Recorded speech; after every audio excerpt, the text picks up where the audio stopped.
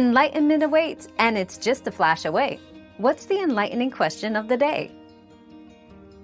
Yes, you can adjust the temperature of your Whirlpool fridge drawer, but the availability of this feature may depend on the model.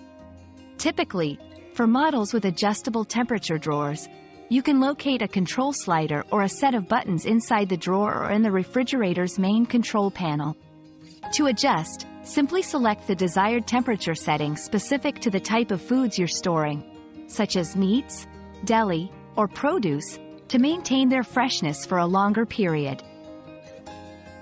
Your daily dose of discovery ends here, but the journey of learning never stops. Subscribe and join us again for more answers tomorrow.